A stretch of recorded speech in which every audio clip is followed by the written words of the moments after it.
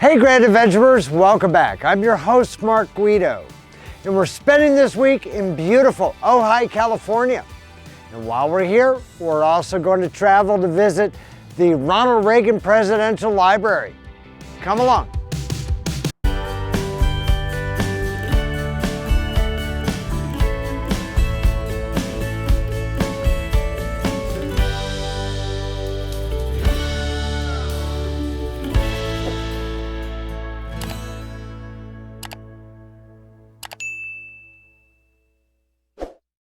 This episode of Grand Adventure is sponsored by etrailer.com, where you'll find thousands of products for RVing, towing, camping, outdoor recreation, vehicles, boating, and more. Click the link in the video description or scan the code on your screen to shop etrailer.com with Grand Adventure. Ojai is a picturesque town of roughly 8,000 residents in a valley of the Western Transverse Ranges northwest of Los Angeles, about 15 miles inland of the Pacific coast. It's known for its boutique hotels, recreation opportunities, nearby hiking, and farmers market of local organic agriculture. Originally called Nordhoff, the town was laid out in 1874 by a Ventura businessman who promoted the valley's healthy air quality to those with respiratory illnesses, with its healthy reputation bolstered by the discovery of hot springs and subsequent development of hot springs resorts in the late 1800s in the mountains northwest of town. It quickly became a popular wintering spot for wealthy Easterners and Midwesterners around the turn of the century. One of those was Edward Drummond Libby, owner of the Libby Glass Company of Toledo, Ohio. He bought up all the properties on the south side of Ojai Avenue, where the town's Libby Park is today, and hired architects to transform Nordhoff into the Spanish-style town center seen today. That included the Mission-style arcade along the main street, a bell tower reminiscent of the Havana Cathedral in Cuba, and a pergola with two arches opposite the arcade. The town was renamed Ojai after the Chumash word for the moon. Ojai today is home to numerous small businesses specializing in local and ecologically friendly art, design, and home improvement. Chain stores are prohibited by city ordinance to encourage local small business development and retain the town's character, although some may be found just a few feet outside the city limits.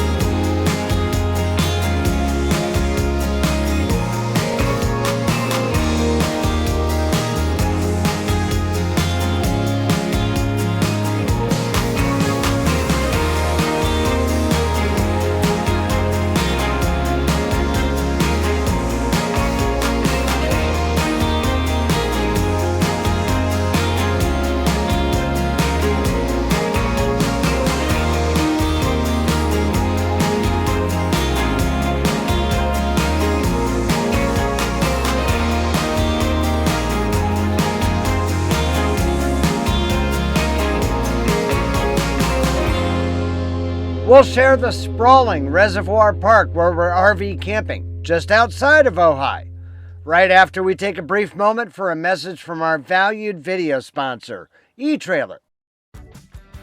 Whether you need products for your RV, boat, trailer, vehicle, hunting and fishing, off-roading, and more, our video sponsor etrailer has you covered. Best of all, you'll find over 100 US-based enthusiast customer service reps ready to help via phone, chat, or email, both before and after the sale. These folks have used themselves the products that you're shopping for, and you won't find a more knowledgeable team anywhere to help you with your outdoor project. Click the link in the video description or scan the code on your screen to shop etrailer.com with Grand Adventure. The Lake Casitas Recreation Area surrounds a multi-armed reservoir 5 miles west of Ojai that hosted the rowing and canoeing events at the 1984 Summer Olympics. Operated by the local water authority, it includes more than 600 campsites in 7 campgrounds, ranging from dry camping to full hookup. The park entrance feels like we're crossing the border into Mexico. We're staying in a 30-amp water and electric site in the park's Bass Campground, overlooking the reservoir's Santa Ana arm that costs $50 per night, plus a $20 reservation fee. There's a dump station near the park entrance, along with token-operated showers.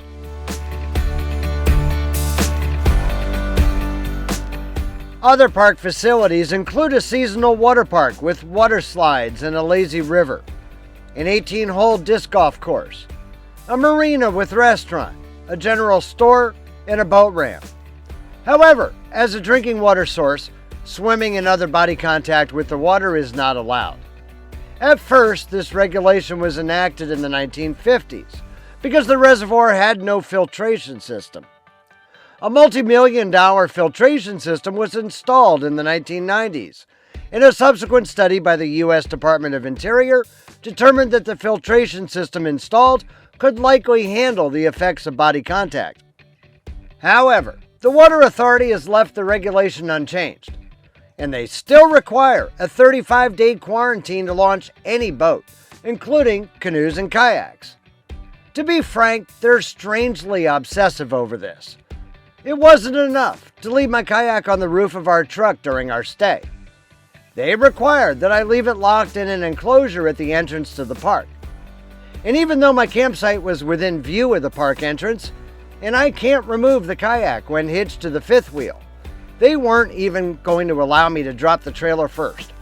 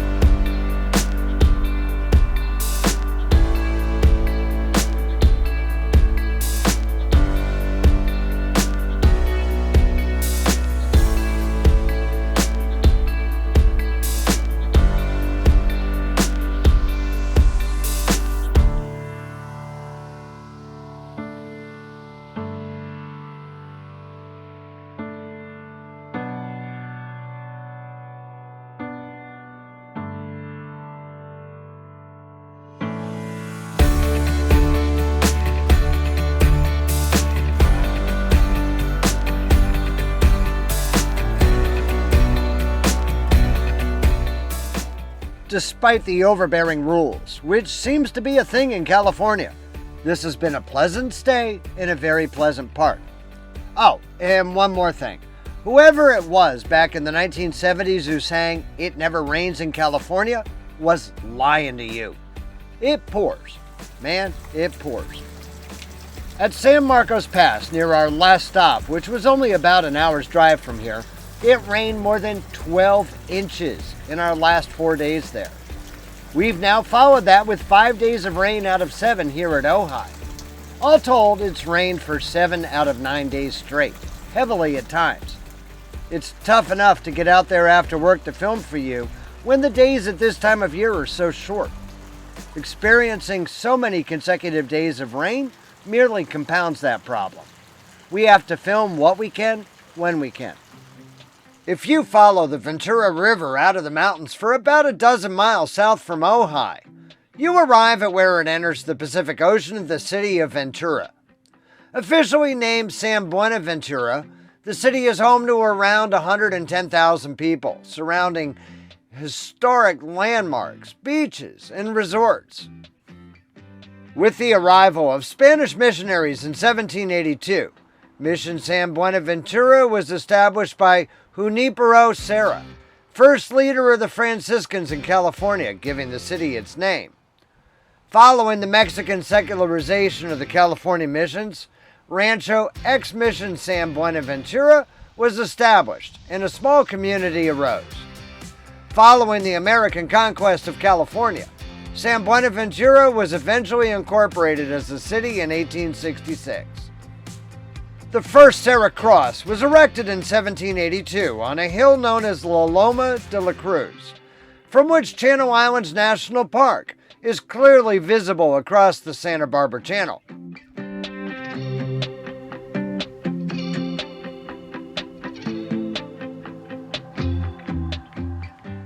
Main Street in Ventura's downtown area was first closed to vehicle traffic in 2020 during the COVID-19 pandemic. But earlier this year, the City Council voted to keep Main Street closed as a formal pedestrian mall.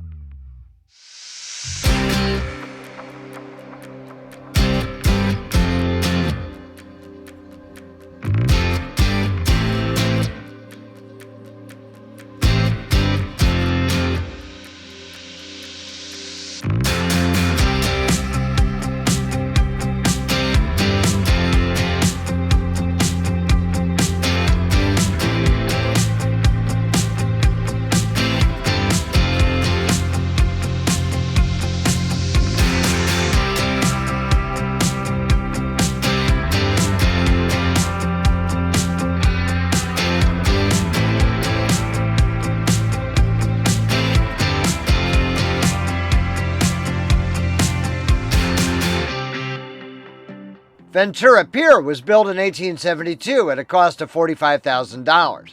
It was the longest wooden pier in California. By 1917, it had been rebuilt to a length of 1,700 feet.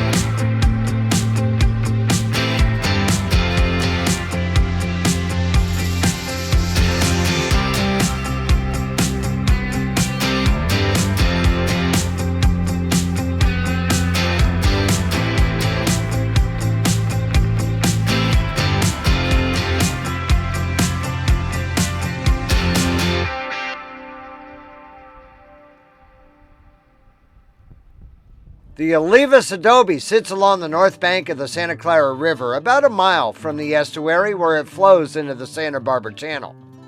In recognition of his service at the Presidio of Santa Barbara, Don Raimundo Olivas received approximately 2,250 acres as part of a land grant from Governor Juan Bautista Alvarado in 1841, which he named Rancho San Miguel. Olivas built the adobe home in 1837 and expanded it in 1849 to 2 stories, making it the only such building in the area. He and his wife and their 21 children lived here until 1899, when the property was acquired by Max Fleshman, of yeast and margarine fame, as a hunting lodge. After Fleshman's death, his foundation donated the land and the house to the city of Ventura.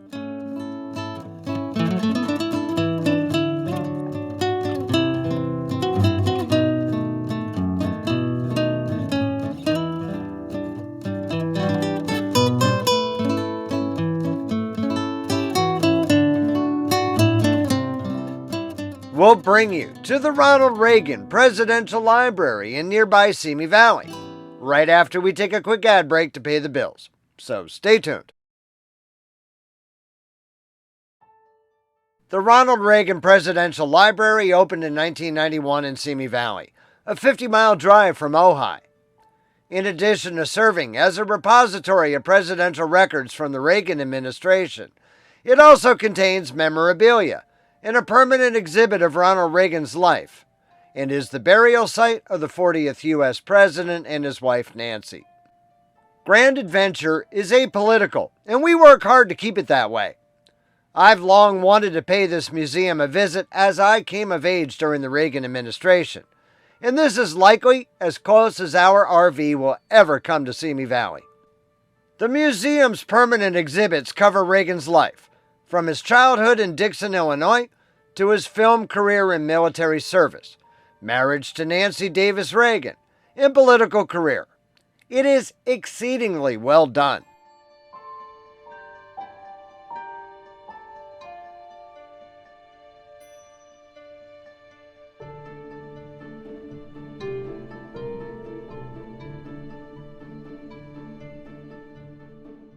The Citizen Governor Gallery shows footage of Reagan's 1964 A Time for Choosing speech and contains displays on his 8 years as California governor.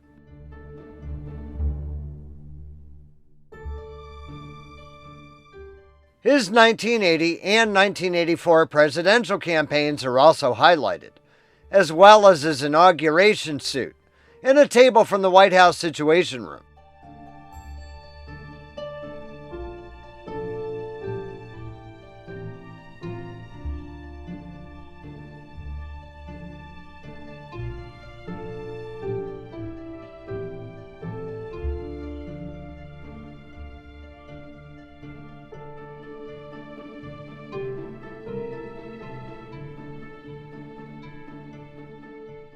News footage of the 1981 assassination attempt on his life is shown, and information about the proposed Strategic Defense Initiative, dubbed Star Wars, is included.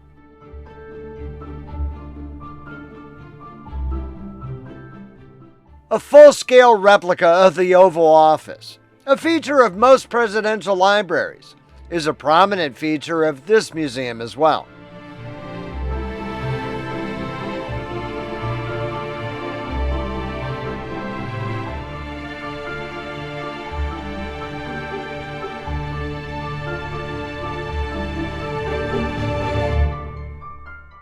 Other parts of the exhibit focus on Reagan's Rancho del Cielo in the mountains above Malibu, the presidential retreat at Camp David, and life in the White House.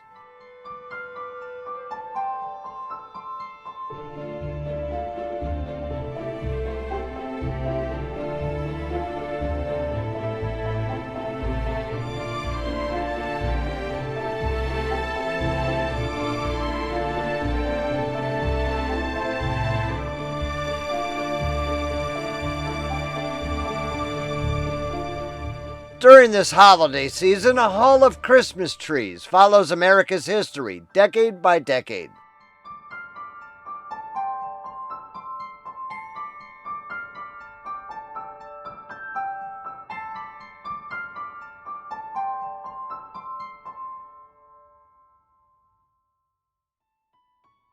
A 90,000 square foot exhibit hangar serves as the setting for the permanent display of Air Force One during Reagan's administration. The aircraft was also used by 6 other presidents in its active service life from 1973 until 2001, when it was retired after the Boeing 747s entered into service. The plane was flown to San Bernardino, where it was disassembled by Boeing and transported to the library in pieces.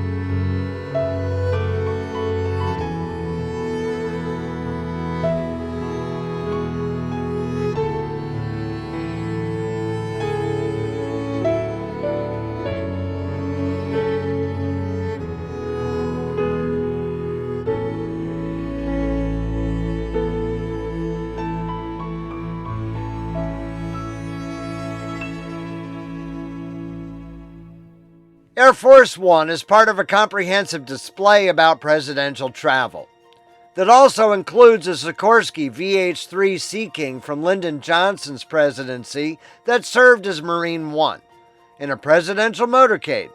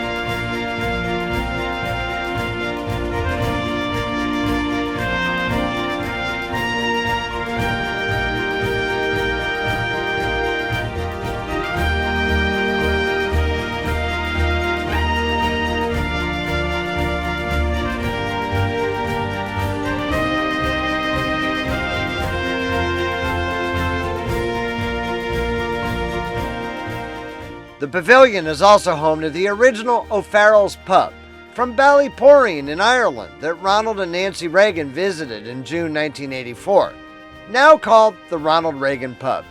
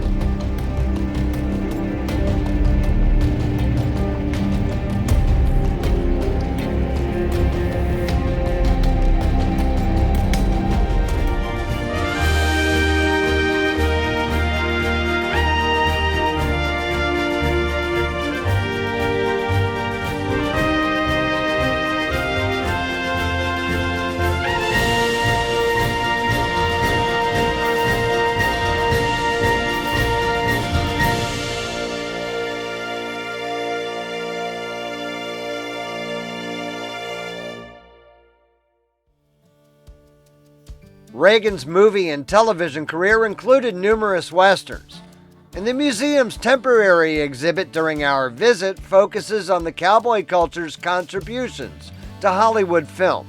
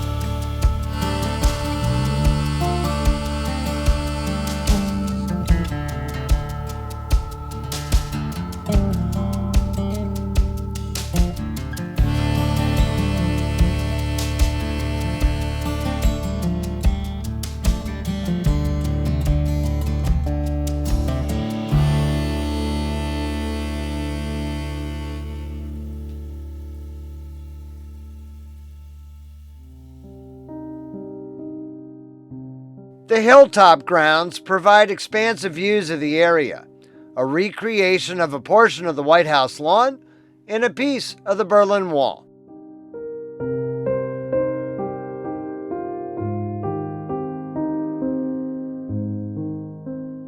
I can't help but notice that the West German side of the wall is covered in graffiti, whereas the East German side is a stark, featureless white.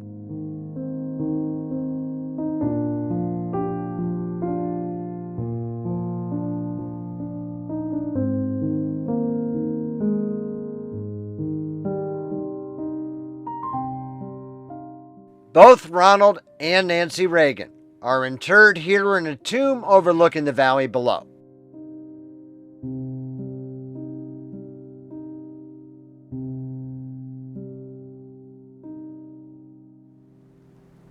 We hope that you've enjoyed visiting beautiful Ojai, California and the Ronald Reagan Presidential Library and Museum with us.